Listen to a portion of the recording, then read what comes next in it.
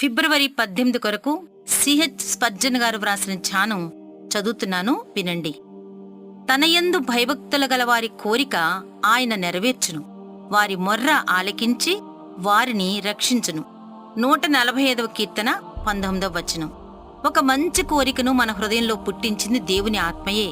కాబట్టి దేవుడే దాన్ని తీరుస్తాడు. మొర్ర పెడుతున్న మనలో ఆయన జీవం ఉంది. కాబట్టి ఆయన మన మొర్ర వింటాడు. ఆయన యందు భయభక్తులు గల మనుషులు ప్రభువు పరిశుద్ధతలో పాలు పొందినవారు. కాబట్టే ప్రభువును మహింపర్చాలనే కోరిక, ఆయనలోనే ఆనందించాలనే కోరిక వారిలో కలుగుతుంది. దానియేలు వలె వారు కూడా ఆసక్తి గలవారు. వారి ఆసక్తి చొప్పున ప్రభువు వారికి జరిగిస్తాడు. పరిశుద్ధమైన కోరికలు చిగురుటాకుల్లాంటివి. పరలోక వ్యవసాయకుడు అలాంటి ఆకులలో గింజలు వచ్చేంతవరకు ఆ మొక్కను పోషించి సంరక్షిస్తాడు.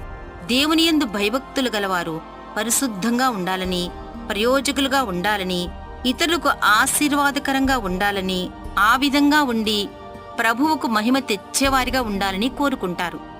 వారి అవసరాలు తీర్చబడేటట్లు వారికి కొన్ని వస్తువులు కావాలి. భారాల క్రింద నలిగిపోతున్నప్పుడు వారికి సహాయం కావాలి. దిక్కుతోచని స్థితిలో వారికి నడుపుదల కావాలి. నిరాశలో వారికి విడుదల కావాలి. కొన్నిసార్లు వారి అవసరాలు చాలా బలంగా ఉంటాయి.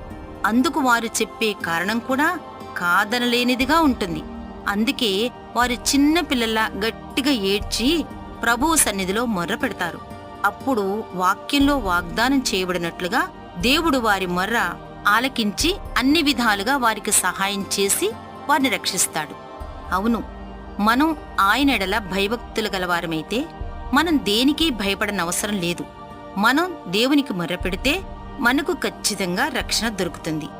తనయందు భయభక్తులు గలవారి కోరిక ఆయన నెరవేర్చును, వారి మొర్ర ఆలకించి వారిని రక్షించును. 145వ కీర్తన 19వ వచనం. ఈ మాటలను మీ నాలుక మీద రోజంతా ఉండనివ్వండి. అది మీకు తేనెలో ముంచిన రొట్టెలా రుచిగా ఉంటుంది.